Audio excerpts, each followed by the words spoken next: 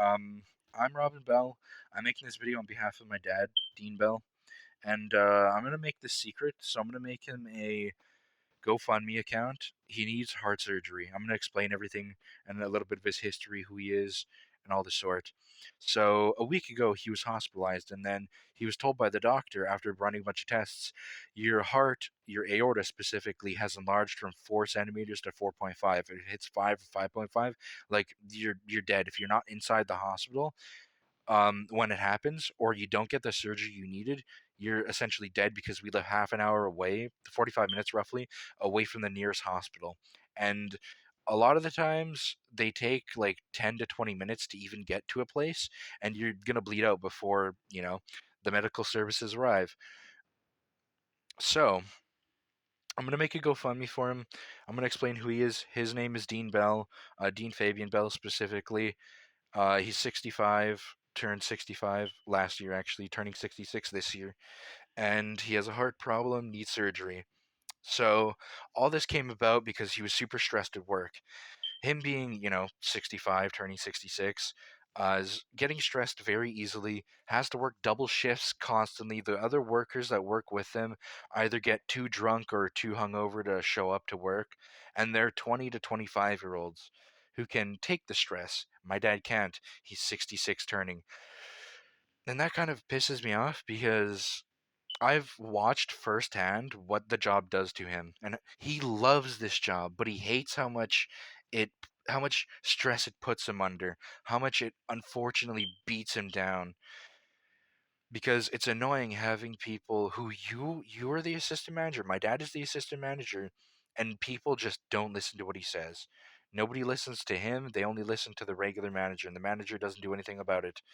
Mm, Unfortunately, that has led to this work environment being lazy. My dad's the only one that cleans, my dad's the only one that sweeps, mops, my dad's the only one that cleans the shelves, he's the only one that organizes everything, he's the only one that does the dips for the gas, he's the only one that does the VLTs, the lotto. He has so many, he does a lot of the paperwork there that they don't want to do, and it's just so annoying because he's getting put under stress every single day, having to work back to back to back to back to back shifts when he's supposed to be getting one day off of work. Guess what? He gets called.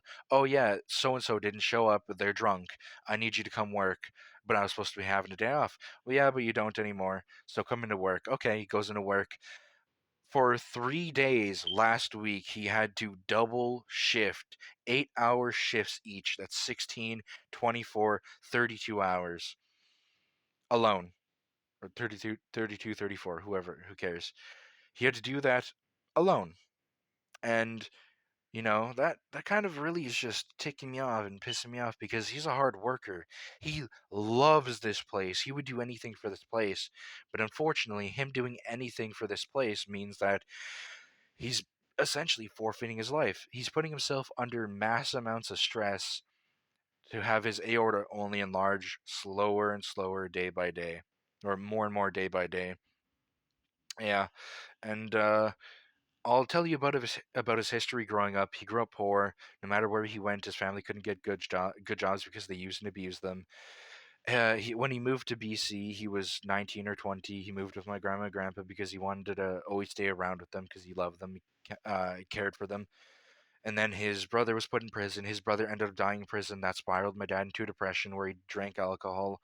And unfortunately, this started his spiral down the alcoholic path where he got worse and worse and worse until one day where he met a woman, had a kid with her, and him seeing his daughter made him think, is this the life that I want to live? No. So he quit alcohol completely.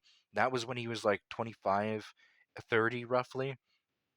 And ever since then, 35 all the way to now 65, 66, he has never touched a drop of alcohol ever in that time. He's been clean ever since.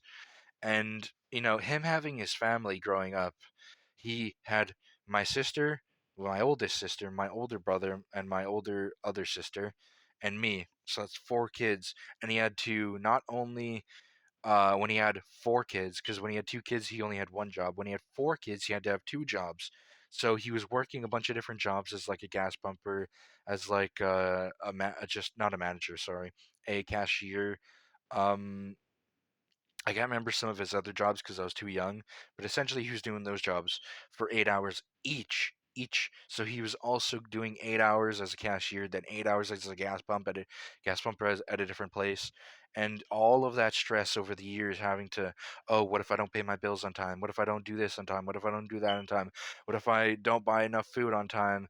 What if I end up losing my house or losing my car, and then that losing my car will then lose my uh, either house or job or yada yada, the dominoes will just fall. So that's kind of why I'm making this video. So you can donate to the GoFundMe that I'm going to make for him. I'm going to keep it all secret from him till we hit the limit. And then when we do, I'm going to give it all to him. It's all going to be his. And I'm hoping that we can hit the limit, because imagine if it was your grandma, grandpa, mother, father that was essentially being abused by their workplace, told, oh, yeah, you can have this week off guaranteed, only to double shift the rest of the week. So I guess you guys can see where I'm coming from, why I'm so pissed off and so saddened by this. Not only that, if he doesn't get heart surgery, like, as the doctor said, he's better off just being dead because they won't make it there in time. So, yeah, I think that's like all the information that I can give, all the information that I know of. I might be making a follow up video with just him telling you his story and stuff. But, like, yeah, all right. Thank you for listening to me. If you watched the video to this far, thank you. And I really just want to help my dad.